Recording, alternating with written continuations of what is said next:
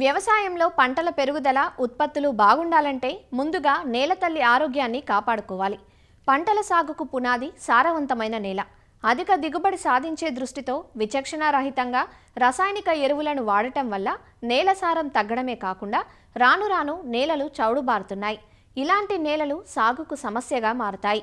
చౌడు నేలల్లో పంటలు సరిగా పెరగవు. పొలాలు ఖాళీగా ఉండే ప్రస్తుత సమయంలో చౌడు భూములను పునరుద్ధరించుకునే అవకాశం ఉంది.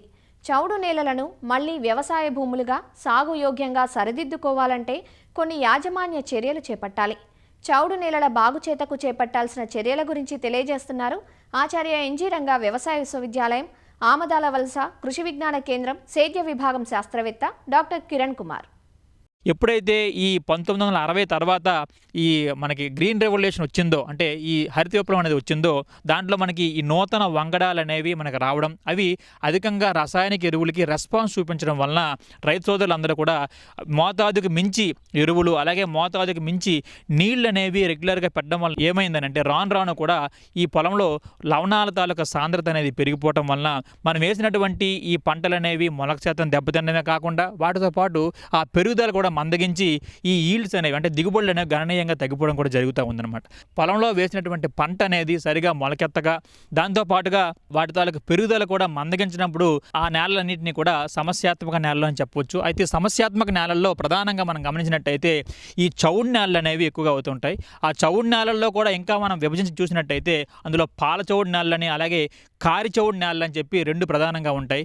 ఈ పాల చౌడు నేల మనం గమనించినట్టయితే మనం ఏదైతే ఈ రసాయనిక ఎరువుల్ని మోతాదుకి మించి, అలాగే నీటిని కూడా విచక్షణారహితంగా ఎక్కువగా పెట్టడం వల్ల ఏమవుతుందనంటే ఇవి అందులో ఉన్నటువంటి నీటిలో కరిగే లవణాలు అనేవి భూమి తాలూకా లోపలి పొరల నుంచి కూడా మనకి వేసవి కాలంలో ఉష్ణోగ్రత పెరగడం వల్ల ఏమవుతుందనంటే పై పొరల్లోకి వచ్చేసి ఆ పై పొరల నుంచి తేమ అనేది వాతావరణంలోకి పోయి మిగిలినటువంటి ఏవైతే నీటిలో కరిగి ఉన్నటువంటి లవణాలు ఉన్నాయో, ప్రధానంగా కూడా ఈ క్లోరైడ్స్ అంటాం, క్లోరైడ్స్ తాలూకు అంటే సోడియం తాలూకు క్లోరైడ్స్ కానీ, కాల్షియం తాలూకు క్లోరైడ్స్ కానీ, మెగ్నీషియం తాలూకు క్లోరైడ్స్ కానీ అవి భూమి తాలూకు పై పొరలపైకి వచ్చేసి అక్కడ తెట్టులాగా తేలిపోతూ ఉంటుంది. అవి తెల్లగా ఆ పొరలుగా పైన మనకు కనిపిస్తూ ఉంటాయి. అయితే ప్రధానంగా ఈ పాలచౌడు నేలలన్నీ కూడా తెలుపు రంగులో మనకి కనిపిస్తూ ఉంటాయి అన్నమాట. ఆ నేల తాలూకా వర్జన సూచిక అనేది 8.5 కంటే తక్కువగానే ఉంటుంది.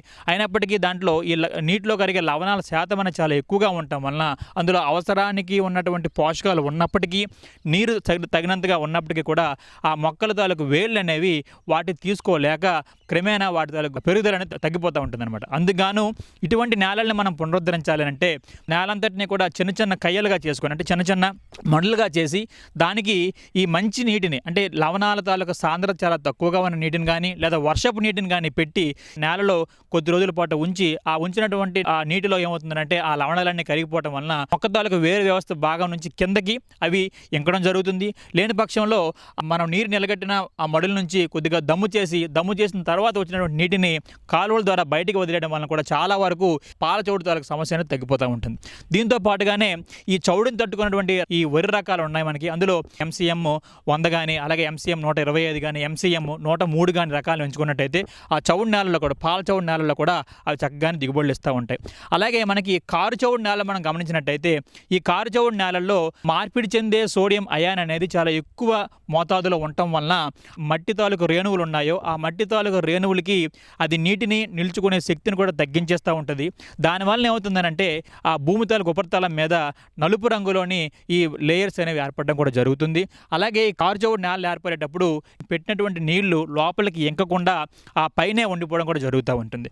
అలాగే కంటిన్యూస్గా పడే వర్షాలకి నేలలు అనేవి బాగా తడిసినప్పుడు చాలా మెత్తగా అయిపోవడం, లేదా వేసవి కాలంలో ఉష్ణోగ్రతలు పెరిగినప్పుడు ఏమవుతుందంటే పెద్ద పెద్ద పగుళ్ళు కూడా మనం గమనించవచ్చు అనమాట కారు చౌడు నేలల్లో. సో అటువంటి నేలల్లో మనం వేసినటువంటి ఏ పంట అయినా కూడా సరిగా పెరగదు, అలాగే మొలక శాతం కూడా చాలా వరకు దెబ్బతినే అవకాశం కూడా చాలా ఉంది కనుక సో దీనిని మనం పునరుద్ధరించాలంటే నేల తాలూకా పరీక్ష జరిపిన తర్వాత వాటి తాలూకా రేంజ్ బట్టి, అంటే ఎక్కువగా మనకి చౌడు అనేది ఉన్నప్పుడు 4 నుంచి 5 టన్నుల దాకా కూడా ఎకరానికి ఒక జిప్సాన్ని 4 నుంచి 5 టన్నుల జిప్సాన్ని మనం వేసుకొని నేలలో మనం కలిదున్నుకున్నట్టయితే అది చాలా వరకు మార్పిడి చెందే సోడియం అనేది ఈ కాల్షియంతో రీప్లేస్ అవ్వడం వలన నేల తాలూకు లక్షణాలు అనేవి మారిపోవడం జరుగుతుంది. అలాగే కారు చౌడు నేలను పునరుద్ధరించినప్పుడు మనకి జీలుగా అనే ఈ పచ్చిరొట్ట పైరుని కూడా మనం వేసి నేలలో కలిదున్నుకున్నట్టయితే చాలా వరకు ఈ చౌడు సమస్యను మనం తగ్గించవచ్చు.